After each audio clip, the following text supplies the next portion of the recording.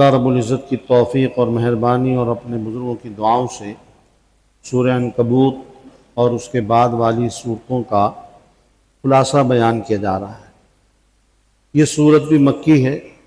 اور مکی صورتوں کے جو مضامین ہیں وہی اس کے مضامین ہیں۔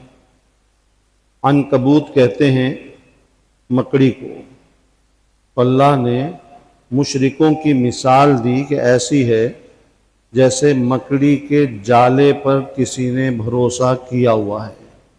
اور ظاہری بات ہے کہ مکڑی کا جالا بھروسے کے قابل نہیں ہے۔ ایسے ہی مشرکوں کا حال ہے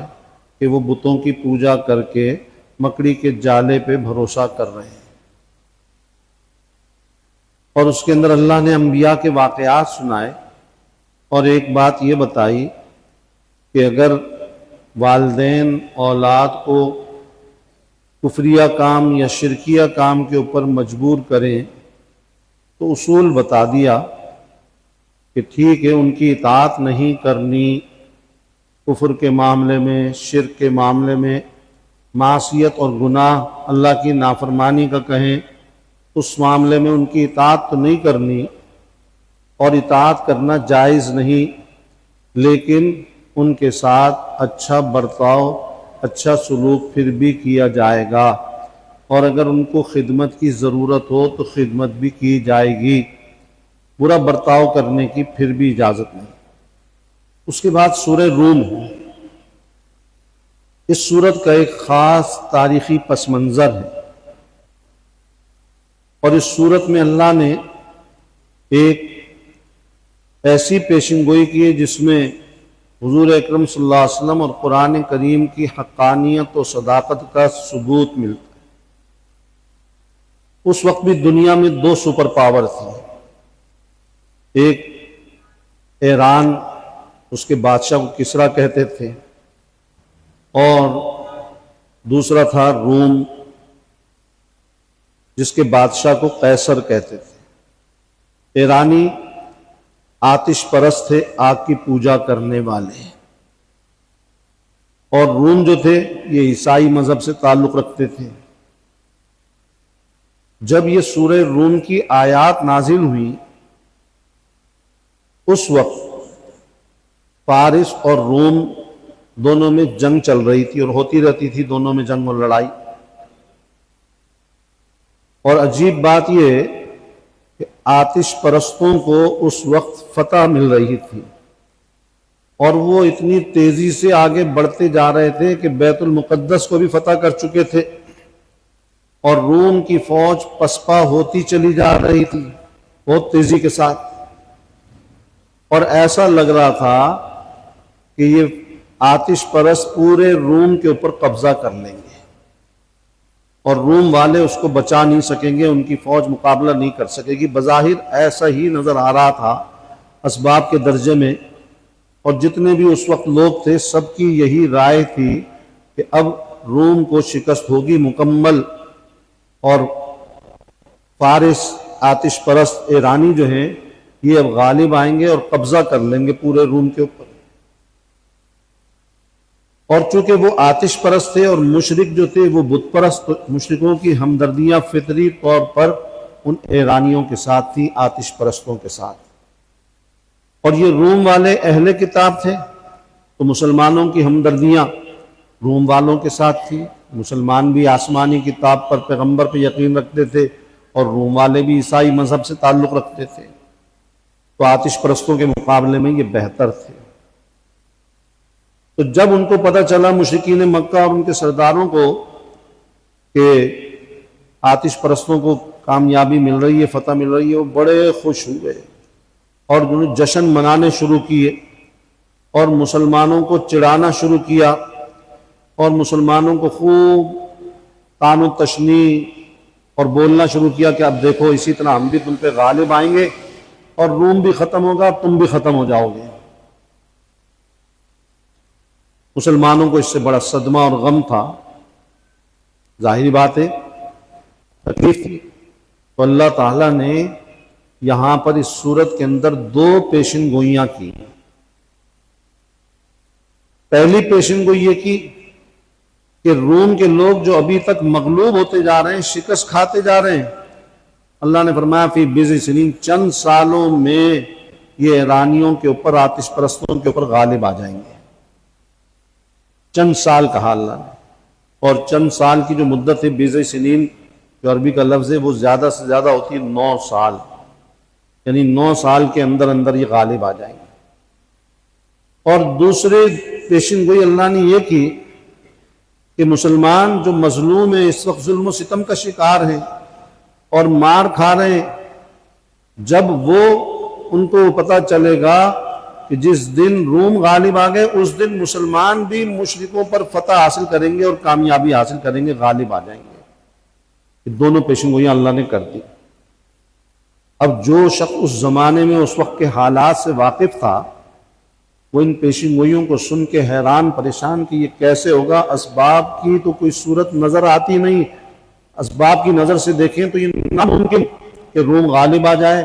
اور اسباب کی نظر سے دیکھیں تو مسلمانوں کا غالب آنا بھی ناممکن ہے۔ گنتی کے گنے چنے مسلمان اور ہر طرف سے ان کے اوپر ظلم و ستم ہو رہا ہے، یہ کہاں سے غالب آ جائیں گے؟ تو اسباب کے درجے میں جب یہ آیتیں نازل ہوئی اور مسلمانوں نے یہ کہنا شروع کیا کہ اللہ نے پیشن گوئی کی ہے، مشرکوں کو اور موقع مل گیا، انہوں نے خوب مذاق اڑانا شروع کیا، تمسخر کیا، استہزاء کیا کہ یہ کیسے ہوگا، ہو ہی نہیں سکتا۔ وہ مذاق اڑا رہے تھے۔ اس وقت ابی بن خلف جو مکے کا مشرکوں کا بڑا سردار تھا،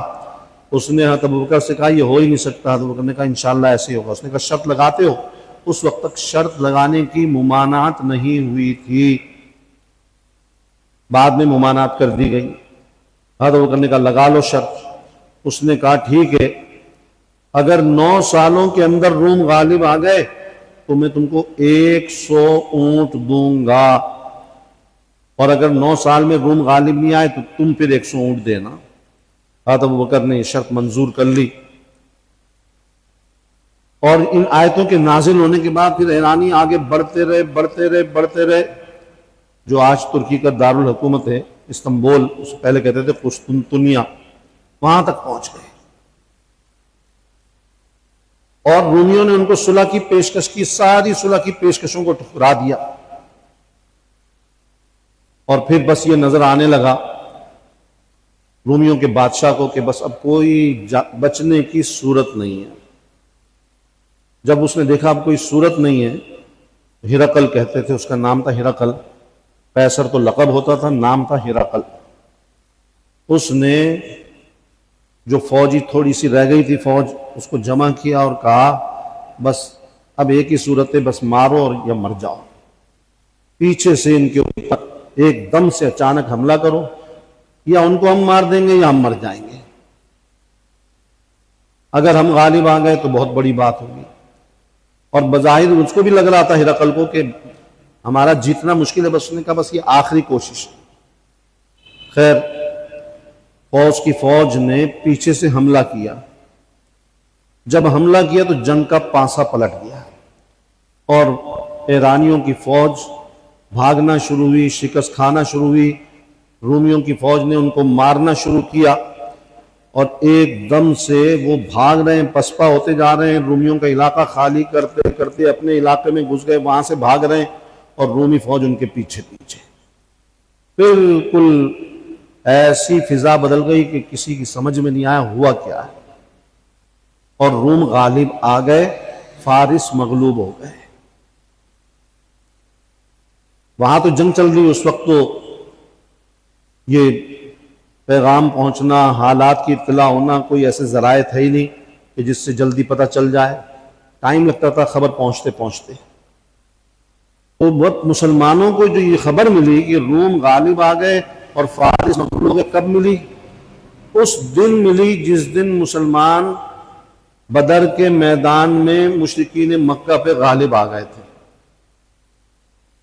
اور مشرکوں کو شکست بھی، ان کے بڑے بڑے سردار مارے گئے، اور مسلمان خوش ہو رہے تھے، اللہ کا شکرانہ ادا کر رہے تھے، اطلاع ملی کہ روم بھی غالب آ گئے۔ تو اللہ نے دونوں پیشن گوئیوں کو سچا کر دکھایا ایک ہی دن میں، ایک وقت میں دونوں پیشن گوئیاں پوری ہوئی، اور ساری دنیا حیران رہ گئی حضرت ابو بکر گئے، ابی بن خلف کے بیٹوں سے رابطہ کیا، انہوں نے کہا ہاں 100 اونٹ انہوں نے دیے۔ حضرت ابو بکر صدیق رضی اللہ عنہ 100 اونٹ لے کے حضور صلی اللہ علیہ وسلم کی خدمت میں حاضر ہوئے اور کہا کہ یہ شرط لگی تھی، یہ 100 اونٹیں۔ حضور صلی اللہ علیہ وسلم فرمایا کہ اب یہ شرطیں اس طرح لگانا حرام ہے، اور یہ پیسہ مال لے لیا تم نے، اونٹ لے لیے، اس کو صدقہ کر دو غریبوں کے اوپر، اب اس کو استعمال کرنا جائز نہیں ہے۔ حضرت ابو بکر صدیق نے صدقہ کر دیا۔ تو اللہ نے قرآن کی اور حضور صلی اللہ علیہ وسلم کی حقانیت کو ان دو پیشن گوئیوں کے ذریعے سچا ثابت کیا۔ یہ ہے سورہ روم۔ اس کے بعد سورہ لقمان ہے، یہ سورت بھی مکی ہے۔ حضرت لقمان بہت حکیم، سمجھدار، دانا اور عقل مند شخص تھے، اور عرب کے اندر ان کی حکمت کی باتوں کا بڑا چرچا تھا، اور اہل عرب ان کی باتوں کو بڑی اہمیت دیتے تھے۔ تو اللہ نے ان کے نام کے اوپر پوری سورت نازل فرما دی، اور اس سورت میں ان کی بہت ساری نصیحتیں جو انہوں نے اپنے بیٹے کو کی تھی وہ اس کا ذکر کر دیا۔ یہ حضرت لقمان جو تھے نبی نہیں تھے، یہ اللہ کے ولی تھے، اور اس میں بڑی اچھی اچھی اللہ نے نصیحتیں کی، جس میں تکبر سے بچنے کا حکم، زمین پر اترا کے مت چلو، اور بہت زیادہ چیخ پکار کر بغیر ضرورت کے بات کرنا، جبکہ قریب ایک شخص آہستہ سے بات کی جا سکتی، وہ سن لے گا، سمجھ لے گا، ان سب چیزوں کی ممانعت کی گئی۔ اس کے بعد سورہ سجدہ ہے، چونکہ اس کے اندر سجدے کی آیت ہے اس لیے اس کو سورہ سجدہ کہتے ہیں۔ مکی صورت ہے، اور وہی مکی صورتوں کے مضامین اس کے اندر ہیں۔ اور اس صورت میں اللہ نے ملک الموت کا ذکر کیا ہے کہ وہ انسانوں کی روح قبض کرتے ہیں۔ جانوروں کی روح بھی قبض ہوتی ہے، لیکن جانوروں کے بارے میں روایات میں آتا ہے کہ اللہ نے جانوروں کو ایسا رکھا ہے کہ وہ بھی اللہ کی تسبیح بیان کرتے ہیں، اور جب وہ تسبیح ختم ہو جاتی ہے تو ان کی روح نکال لی جاتی ہے۔ اس کے بعد سورہ احزاب ہے، یہ ہجرت کے بعد مدینہ منورہ میں 4تھے سال میں نازل ہوئی۔ کیونکہ غزوہ احزاب پیش آیا تھا، اللہ رب العزت نے اس صورت میں اس غزوے کا ذکر کیا کہ سارے مشرک خود بھی جمع ہوئے، اور ارد گرد کے سارے یہودی قبائل کو جمع کیا، 15,000 کا لشکر لے کر وہ چل پڑے۔ حضور صلی اللہ علیہ وسلم کو اطلاع ملی، 15,000 کا اس زمانے میں لشکر بہت بڑا تھا، کہ کیا کریں، کس طرح مقابلہ کریں۔ تو حضرت سلمان فارسی نے مشورہ دیا کہ خندق کھودی جائے۔ 3.5 میل لمبی خندق کھودی گئی، 5 گز گہری تھی، اور یہ 6 دن میں کھودی گئی۔ 1 مہینے تک وہ 15,000 کا لشکر مسلمانوں کا محاصرہ کیے رہا،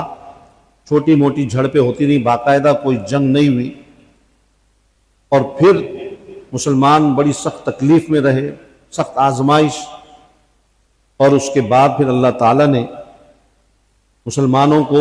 غیبی مدد کر کے فتح عطا فرمائی کہ اللہ نے ان کے اوپر برفانی ہوا کی آندھی مسلط کر دی۔ صرف ہوا نہیں، برف جیسی ہوا، ایسی ہوا کہ سارے خیمے اکھڑ گئے، دیگیں، بڑی بڑی دیگیں الٹ گئی، جو ان کی سواری کے جانور تھے ان کے کنڈے ٹوٹ گئے، وہ ادھر ادھر بھاگنے لگ گئے، اور سخت سردی سے وہ پریشان ہو گئے، اور ان کے لیے ٹھہرنا مشکل ہو گیا، مجبور ہو کر محاصرہ ختم کر کے خود چلے گئے۔ اور حضور صلی اللہ علیہ وسلم نے فرمایا کہ اب ان کی جرأت اور ہمت نہیں ہوگی کہ وہ یہاں پر حملہ کرنے کے لیے آئیں، اور یہی ہوا۔ غزوہ احزاب کے بعد پھر مشرکین مکہ نہیں آئے، پھر حضور صلی اللہ علیہ وسلم گئے اور مکے کو فتح کیا۔ اس صورت میں بہت سارے احکام ہیں۔ حضرت زید بن حارثہ یہ غلام بنا کر بیچے گئے تھے، حضرت خدیجہ نے خریدا تھا، اور حضرت خدیجہ نے حضور صلی اللہ علیہ وسلم کو خدمت کے لیے دے دیا تھا۔ حضور صلی اللہ علیہ وسلم نے ان کو اپنا بیٹا بنا لیا تھا، اور اس وقت منہ بولا بیٹا بنانے کی اجازت تھی، ولدیت میں اپنا نام شامل کر لیا تھا، ان کو زید ابن محمد کہا جاتا تھا کہ محمد صلی اللہ علیہ وسلم کے بیٹے۔ بعد میں اللہ تعالیٰ نے اس کی ممانعت کر دی کہ نہیں، یہ منہ بولا بیٹا کوئی اس کی حیثیت نہیں ہے، بالکل غلط ہے،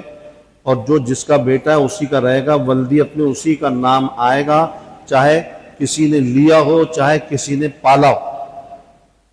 ولدیت میں نام والد کا ہی آئے گا، دوسرے کا نہیں آئے گا۔ جب ممانعت ہو گئی تو حضور صلی اللہ علیہ وسلم نے بلایا اور ان کو کہہ دیا کہ اب تمہارا نام زید ابن حارثہ ہوگا، زید ابن محمد نہیں۔ اور جتنے بھی صحابہ ہوئے تقریباً 1 لاکھ سے زیادہ، یہ عجیب و غریب بات ہے، حضرت ابو بکر کا نام بھی قرآن میں کہیں نہیں آیا، حضرت عمر کا نام بھی قرآن میں کہیں نہیں آیا، اشارتاً تو تذکرہ ہے، نام نہیں آیا۔ صرف ایک صحابی حضرت زید کا نام ہے سورہ احزاب کے اندر، اور واقعہ یہ ہوا تھا کہ جب ان کو حضور صلی اللہ علیہ وسلم نے کہہ دیا کہ اب تم زید ابن محمد نہیں زید ابن حارثہ ہو گئے، تو ان کو بڑا صدمہ اور غم ہوا، اور پھر ایک واقعہ پیش آیا کہ حضور صلی اللہ علیہ وسلم نے ان کی شادی اپنی پھوپھی ذات بہن حضرت زینب بنت جحش سے کرا دی تھی۔ خیر پہلے ان کے بھائی راضی نہیں تھے، لمبا قصہ ہے، حضور صلی اللہ علیہ وسلم کے کہنے پہ آیتیں نازل ہوئی اور وہ راضی ہو گئے، نکاح ہو گیا، لیکن آپس میں بنی نہیں۔ کچھ عرصے کے بعد طلاق کی نوبت آ گئی۔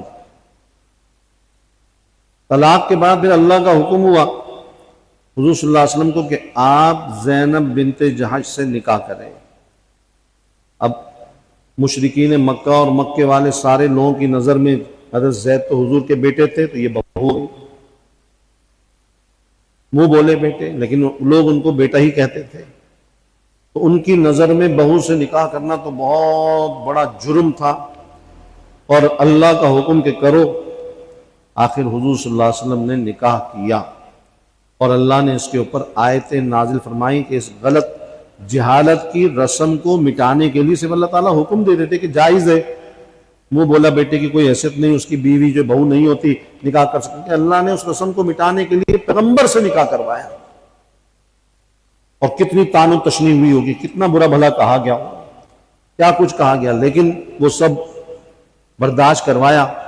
اور اللہ نے اس غلط رسم کو مٹایا۔ اس لیے آج بھی یاد رکھیں کہ کوئی بچہ لے لے پالے ٹھیک ہے، لیکن 2 باتوں کا خیال کرے، ایک ولدیت کے خانے میں اسی کے باپ کا نام لکھوائے، اپنا نہیں، ایک بات۔ دوسری بات کہ بچہ لے لیا اور پال لیا تو صرف لینے اور پالنے سے جس عورت نے پالا ہے وہ ماں نہیں بنے گی شرعی طور پر، اور پردے کے حکم کے اعتبار سے بھی وہ غیر محرم ہی رہے گی۔ لڑکا غیر محرم ہوگا، پردہ کرنا لازمی ہے، یہ نہیں وہ کہ میں نے تو اس کو چھوٹی عمر میں لے لیا تھا پالا، یہ میرا بچہ میں کیسے پردہ کروں، نہیں، جو شریعت کا اللہ رسول کا حکم ہے وہ اللہ رسول کا حکم ہے، کسی کی غلط کام کرے نہ کرے، سمجھ میں آئے نہ آئے، اب اس سے پردے کا حکم ہے، چاہے پالا ہو اس کو۔ بہت سارے گھروں میں ہوتا ہے نا کہ وہ بھائی کے بچے کو پالا، فلاں کے بچے کو پالا، چھوٹی عمر میں لے لیا، کسی پھپھی نے پالا، کسی خالہ نے پالا، کسی نے، وہ کہتے ہیں ہم نے تو، پھپھی اور خالہ تو محرم ہوتی ہیں، لیکن اگر چچی نے پالا تو چچی محرم نہیں ہوتی، تائی نے پالا تو تائی محرم نہیں ہوتی، اس لیے مامی نے پالا تو مامی محرم نہیں ہوتی، وہ غیر محرم ہے۔ مامی سے نکاح جائز ہے، چچی اور تائی سے نکاح جائز ہے، اگر ان کا نکاح ختم ہو گیا ماموں سے تو یہ کر سکتا ہے نکاح، تائی چچی کا نکاح ختم ہو گیا، انتقال ہو گیا شوہر کا، یا انہوں نے طلاق دے دی تو یہ نکاح کر سکتا ہے۔ اس لیے یہ یاد رکھیں کہ یہ ان سے پردہ کرنا ضروری ہے، وہ غیر محرم ہیں، بچے کو پالا ہو تب بھی، بس ایک صورت ہے پردے کی، ایک تو یہ کہ سگی ماں ہو، دوسری صورت کہ 2 سال کی عمر تک اس کو دودھ پلاتے، اگر ایک دفعہ بھی تھوڑا سا بھی دودھ پلا دیا تو وہ رضاعی ماں بن گئی، سگی ماں کی طرح ہے، اب وہ محرم ہو گئی۔ ورنہ کوئی تیسری صورت ممکن نہیں ہے ان دو صورتوں کے علاوہ کہ جس سے وہ محرم بنے اور اس سے پردہ ختم ہو۔ پردہ ختم نہیں ہوگا چاہے پالا ہو یا کچھ بھی کیا ہو۔ تو خیر اللہ رب العزت نے اس پہ آیتیں نازل کی اور اس رسم کو مٹایا، اور حضور صلی اللہ علیہ وسلم کی جو کچھ اور خصوصیات تھی، مخصوص احکام، وہ بھی بیان فرمائے کہ اللہ تعالیٰ نے حضور صلی اللہ علیہ وسلم کو 4 سے زیادہ نکاح کی اجازت دی۔ اور یہ عجیب حیرت انگیز بات ہے کہ پہلا نکاح ہوا 25 سال کی عمر میں، اور دوسرا جو نکاح ہوا ہے وہ کتنے سال کی عمر میں؟ جب حضور اکرم صلی اللہ علیہ وسلم کی مبارک عمر 50 سال تھی۔ 25 سے لے کے 50 ایک ہی نکاح رہا، اور باقی سارے نکاح 50 سال سے لے کے 63 سال کی عمر میں 13 سال کی مدت میں ہوئے۔ کل 11 نکاح ہیں۔ 10 نکاح کب ہو رہے ہیں؟ 50 سال کی عمر کے بعد۔ یہ کوئی جوانی کا شوق نہیں تھا، اگر ہوتا تو جوانی میں کرتے۔ جو لوگ اعتراض کرتے ہیں وہ اسی کو دیکھ لیں اور سمجھ لیں، یہ کوئی جوانی کا تقاضا نہیں تھا۔ کہتے جی کیسے کر لیا، یہ کر لیا، وہ کر لیا، الٹی سیدھی باتیں بناتے ہیں پیغمبر کے گستاخ۔ تو یہ کوئی ایسی بات نہیں ہے۔ 50 سال کی عمر کے بعد نکاح کرنے اللہ کے حکم سے، اس کے اندر بے شمار حکمتیں اور مصلحتیں۔ 25 سے 50 سال تک ایک ہی نکاح رہا آپ کا، اس کے بعد اللہ نے آپ کو اجازت دی تھی، اور پھر اللہ نے یہ کہا کہ یہ آپ کی جو بیویاں یہ امت کی مائیں ہیں، آپ کے بعد کسی اور سے ان کا نکاح جائز نہیں، ان کو اجازت نہیں کہ یہ کسی سے بھی نکاح کر سکیں۔ ایک تو ماں ہے، اسی وجہ انبیاء کرام اپنی قبروں میں حیات ہوتے ہیں، زندہ ہوتے ہیں، اس زندگی کے احکام کی وجہ سے ان کی ازواج کو نکاح کی اجازت نہیں ہوتی۔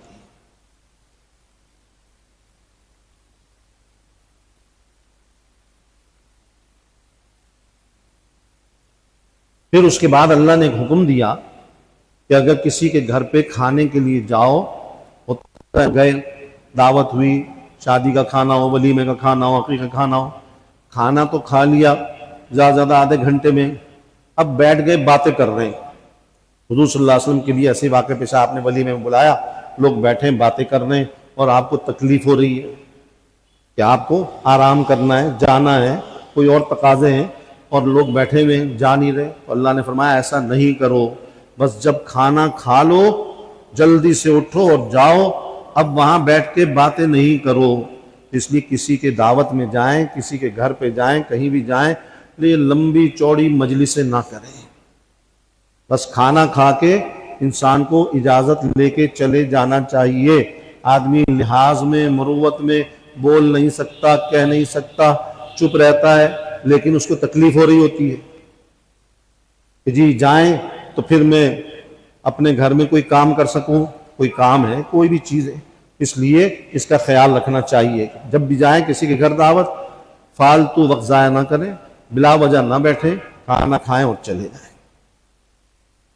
الحمدللہ رب العالمین والصلاة والسلام علی سید الانبیاء والمرسلین ربنا ظلمنا انفسنا وان لم تغفر لنا وترحمنا لنکونن من الخاسرین ربنا لا تزغ قلوبنا بعد إذ هديتنا وهب لنا من لدنك رحمة إنك أنت الوهاب رب اجعلني مقيم الصلاة ومن ذريتي ربنا وتقبل دعاء ربنا اغفر لي ولوالدي وللمؤمنين يوم يقوم الحساب رب ارحمهما كما ربياني صغيرا اللهم لك الحمد كله ولك الشكر كله اللهم إنا نعوذ بك من زوال نعمتك وتحول عافيتك اللهم استر عوراتنا وآمن روعاتنا اللهم لا تكلنا إلى أنفسنا طرفة عين ولا تنزع منا صالح ما أعطيتنا